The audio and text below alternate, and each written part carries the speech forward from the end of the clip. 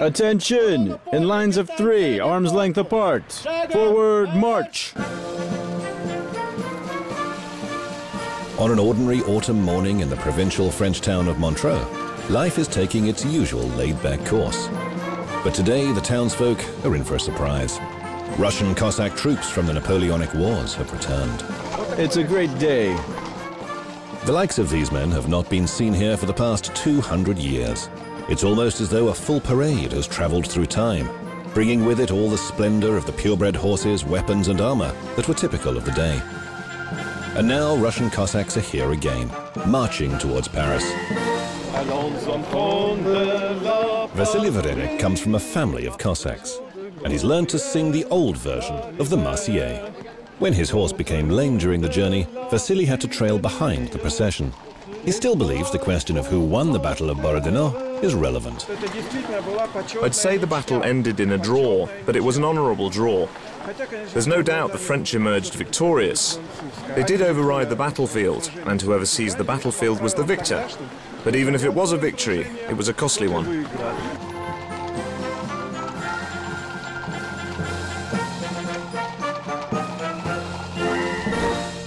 Fall in, men. Platoon, attention!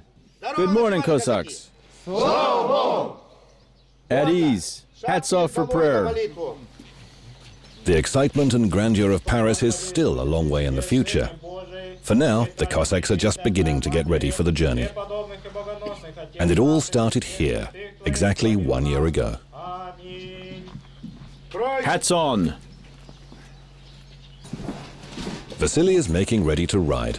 His horse is called Istanbul. Hello, good boy. Come over here. We're going for a ride now. A Cossack's horse is just like a member of the family. They often joke that the horses are even more dear than their wives and children. I need to talk to him all the time. You see, he's just like a toddler. He sees the world the same way. Cossacks from all over the Don area have come to take part in the journey. None of them has their own horse. They haven't even seen their purebred mounts until now. But the horses are still untamed. Only a short while ago, Istanbul refused even to allow anyone to enter his stable. See, he lets me hug his head, although his greatest concern is to keep his head and eyes out of harm's way. If he lets me do that, that means he likes and trusts me. With 2 lengths separation, march! The year leading up to the continental journey consisted of nothing but intense training. Under the Tsars, Cossacks used to stay in summer camps to learn riding tricks and how to shoot and wield swords while on horseback. Vasily, don't slouch. Sit up straight. Carry yourself better. Alexander Kalyakin, the chieftain of the Don Cossacks, has spent a lifetime teaching men how to handle horses. He's one of the few to teach Cossacks how to keep steady in the saddle while riding at full speed and wielding swords, as well as how to do spectacular horseback stunts. My wife says to me, "Why on earth do you need all that? How can I explain it to a woman?" They don't understand it. All men are warriors at heart, some more than others. Some don't have much of it, others have quite a lot. I think I have a good deal of it. The Don and Kuban regions are the homeland for the Cossacks, but true Cossacks are few and far between, even here. Today, Cossack villages are becoming deserted, with young villagers moving to big cities where there are no horses or old ways of life. Both Cossacks and the Russian Don horse breed are in need of protection. At best, there are only about 260 mares of this breed left in the world. They are on the verge of extinction. Every Cossack is supposed to be good at handling a whip and a sword. In the old days, every Cossack carried them. The French audience at the final performance in Fontainebleau enjoyed the Cossacks' outstanding ability to juggle with swords. Today, this looks like a circus act, but 2 centuries ago, Cossacks who couldn't pull off such feats were regarded as a failure. Even Cossack women demonstrated outstanding skills. These horsemen are from the Kremlin riding school, It's the world's only school to teach these traditional equestrian skills. After a detailed analysis of his defeat, Napoleon noted that the Cossacks had ensured Russia's success. He said Cossacks were the best light troops of the day, and if he'd had them in his army, he could have marched across the whole world.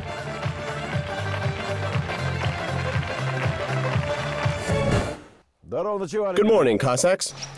Greetings. It was Pavel Mashalkov who came up with the idea of the march from Moscow to Paris. The businessman and stud farm owner spent all of his earnings on horses. His main ambition is to revive the Don breed. Here they are. Aren't they beautiful? Pavel owns a large stable and pastures, where he's also building a Cossack settlements for tourists to go horse riding. This lovely little mare is only 2 years old. She'll need to wait another 3 years before she can foal. Won't you, my beauty? Oh, look, they've bitten you all over. Poor thing. Pavel believes these horses are Russia's best asset and something to be proud of. It hurts when people say bad things about Cossacks. They've been called drunkards, fools, layabouts, all sorts. That really is sad. And what's worse, some people even write off our most recent victories in World War II. My grandfather commanded a division during that war, so I know the hardships people went through.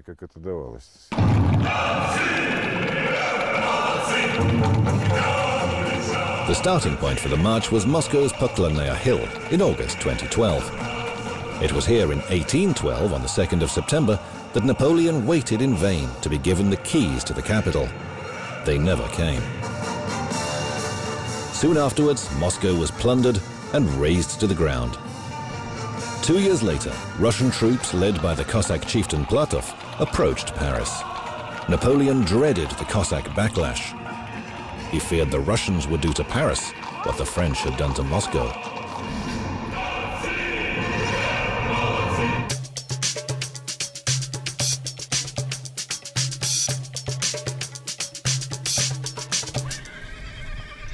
This ground, 120 kilometers from Moscow, is almost as familiar to the French as it is to the Russians. The battlefield of Borodino. The Cossacks race across the field where some 100,000 people died in a single day. Over 40,000 Russians and nearly 60,000 Frenchmen. This is what an attack by the men of celebrated Russian Cossack chieftain Platov might have looked like.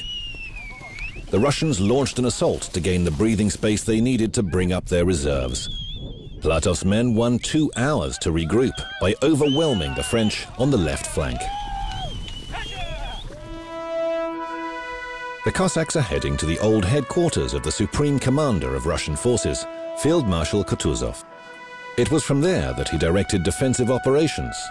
An obelisk commemorates those events. After Napoleon was banished, he described the Borodino bloodbath as the worst of his 50 battles. He failed to achieve clear-cut superiority. Even today, the French are confident that they were the winners, while the Cossacks maintain that Russia was victorious. We won the battle no matter how you look at it. There were all sorts of situations. But at the end of the day, we won that war and the other patriotic war that took place in the 20th century. That's it.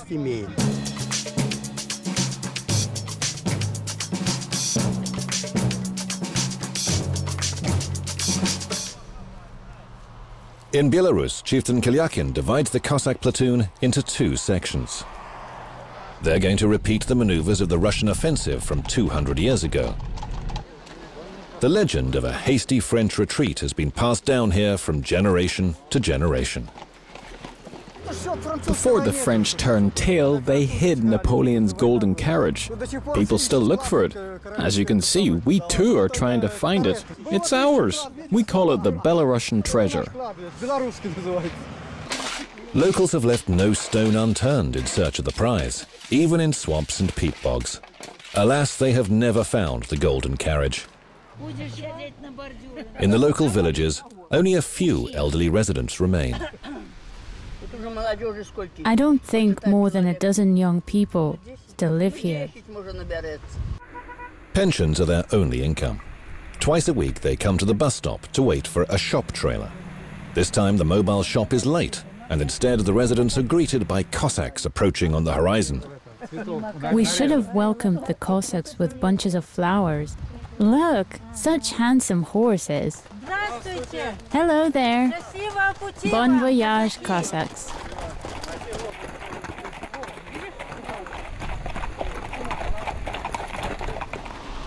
The mobile shop comes close on the heels of the Cossacks. The old people form a queue to buy the basic necessities of life. Here's the pork you ordered.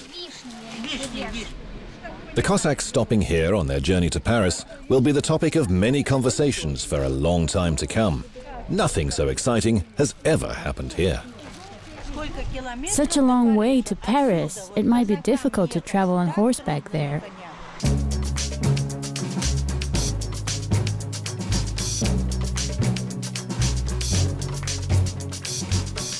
On the 15th day of the journey, the Cossacks have made it to Poland.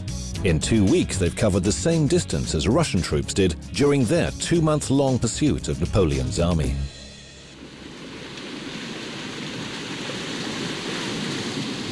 In December 1812, Napoleon entered Russia with a 50,000-strong elite army, but he left with only 1,500 starving, demoralized and frostbitten troops. The war's outcome was now a foregone conclusion. Vasily Varenik is more than a Cossack. He is also a historian and writer. His latest book will tell the story of this journey. He's keeping a diary. This march is a once-in-a-lifetime chance. I couldn't turn it down.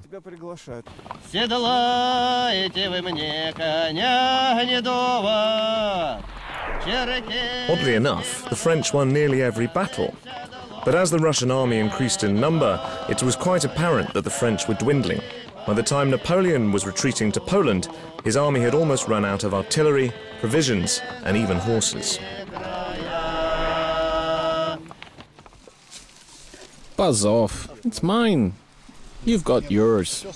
Finish it. Unlike Vasily Varenik, Alexei Novosельtsev does not hail from the Don area. Even though he's from Vladimir, he still has Cossack blood in his veins. Aside from being a music teacher, he also leads a Cossack troop in his village and teaches Cossack riding skills to local children.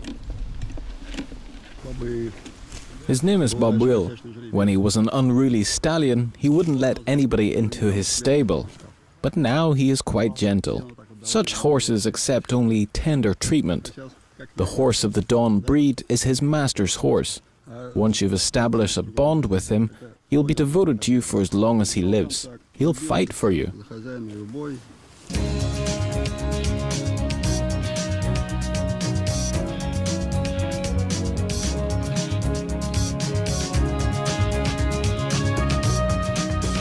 Leipzig, Germany is just as legendary in Europe as Borodino is in Russia.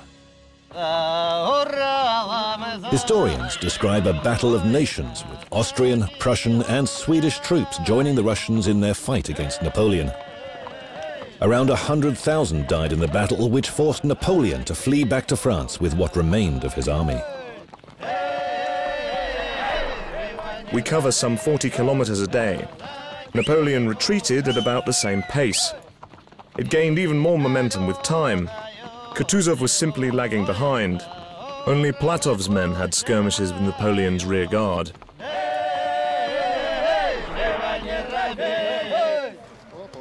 Although the forests here look much as they do back home, the Cossacks already feel homesick. They've covered more than 2,000 kilometers in over a month. This journey is making me homesick. I miss my kids, my wife, my parents.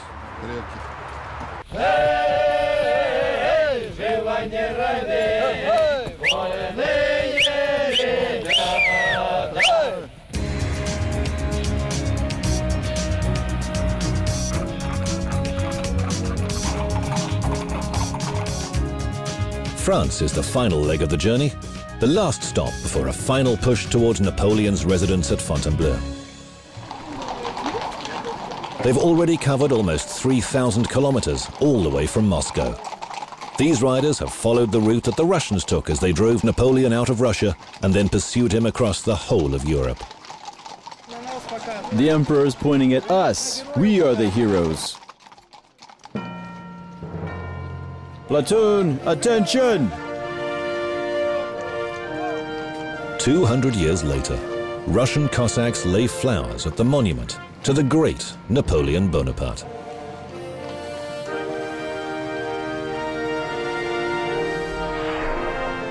Before his invasion of Russia, Napoleon had made the Cossacks out to be monsters to scare Parisians.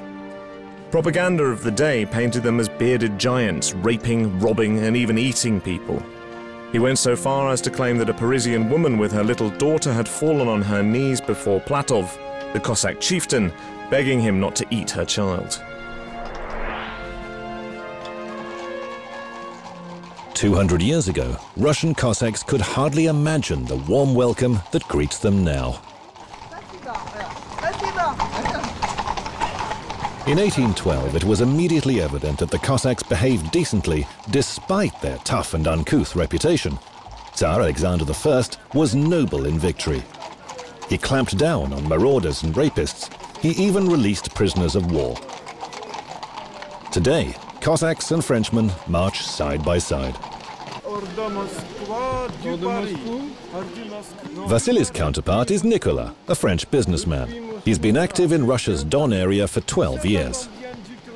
Nicolas is diplomatic in his assessment of the 1812 war. Anyone who finds themselves between two cultures has to be a diplomat. Both sides achieved their goals. The French wanted to reach Moscow, and they did.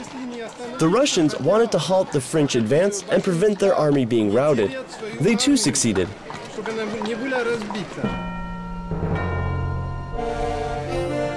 It never occurred to Vasily Varenik that one day he might see the palaces where French kings and the great emperor used to reside.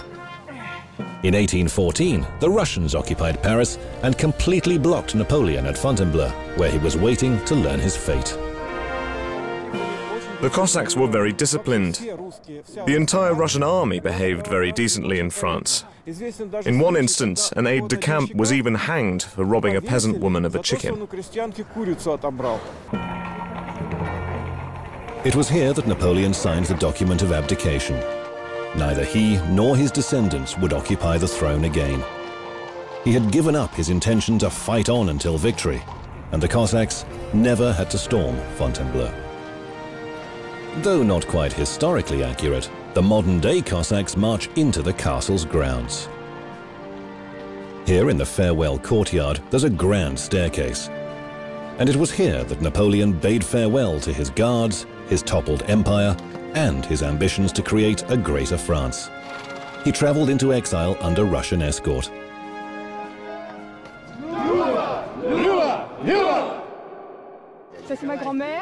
Memories of Russia's Cossacks returned to France just 100 years later, when many emigrated seeking refuge from the Bolshevik Revolution. This woman says her grandfather came to France with the White Army. He was a Cossack, and this child in the picture is her father. It was taken in 1900. His name was Nikolai. It's great to meet such people so far away from your homeland.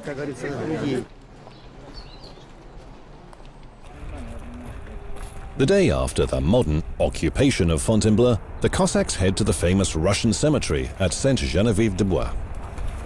Look, they're off their horses. They're from a horseback procession. Yes, I heard about them. They're a fine bunch. They're here to celebrate the Battle of Borodino. Many famous Russian immigrants are buried here.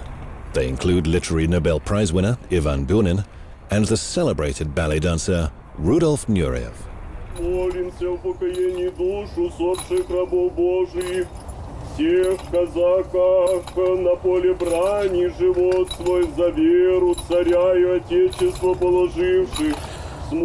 This solemn monument commemorates the Cossacks and army officers who left Russia after the 1917 revolution.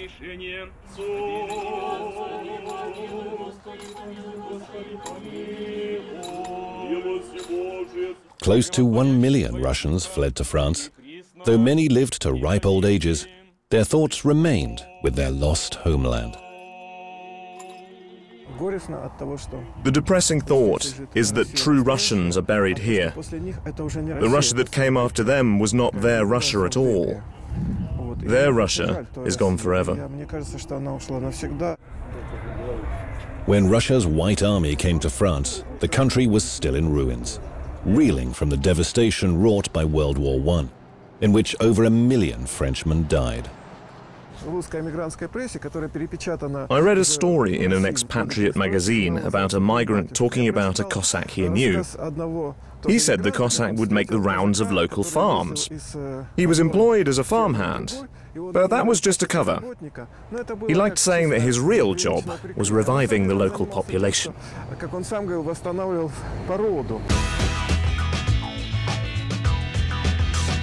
With the journey reaching its end, the Cossacks take a sightseeing tour of Paris. As it turns out, the traditional habits of population revival are still very much alive. Attention now.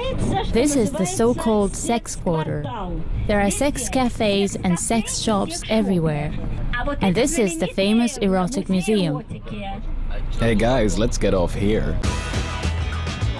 200 years ago, when the Russians took Paris, not a single painting went missing from the Louvre. Though it's true that some Cossacks tore up the floors from French homes to burn on campfires. They also caught all the famous carp in the Fontainebleau ponds. The modern Cossacks, led by Alexandra Kalyakin, have decided to march along Montmartre in dress uniform. Oh God, my eyes. The 1812 Cossacks had little time to eat and often used the Russian word bistro to tell waiters at the famous Montmartre cafe to be quick. A corrupt version of the word subsequently took root in French culture as the archetypal bistro cafe. There's a feeling inside me of déjà vu. I've got a sense that I've been here before. Maybe it's genetic memory or something. Waiting for a lunch of oysters and beef bourguignon, the Cossacks are anxious about the unfamiliar dishes, making Vasily Varenyk even more homesick. I'd like to go home as soon as I can. When I get back, I'll eat Russian food. Just potatoes without all these fancy vegetables. Though I did like the oysters, but this cuisine isn't for me. The Eiffel Tower is the high point of the Parisian tour. It hadn't been built when their predecessors first came to the city. I've only seen it on TV before, and now here I am in Paris. It's fantastic. A dream come true. And right next to the Eiffel Tower, the Cossacks met a few Russian-speaking Frenchmen. 1 for 5, 3 for 10.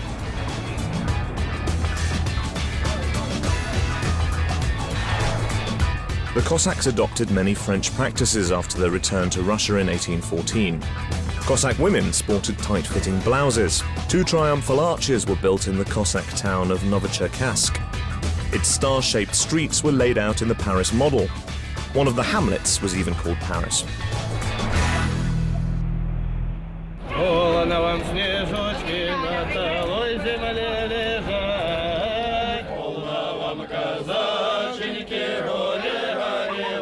Cossacks will be Cossacks, on the Eiffel Tower or anywhere else.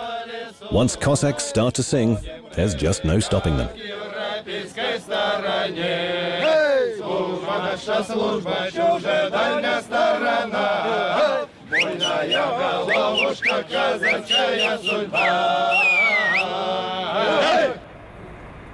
The journey has come to an end. Alexei Novosiltsev grooms his horse for the last time before setting off home.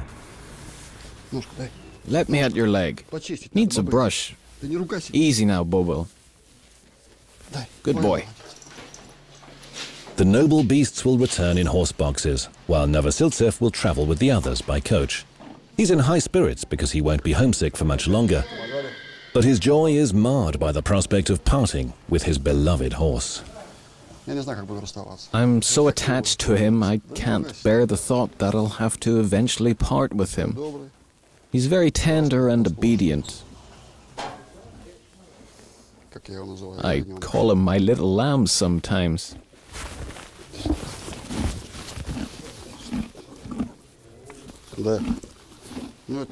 He'll be missing me too. I don't know whether he'll be able to get used to a new master.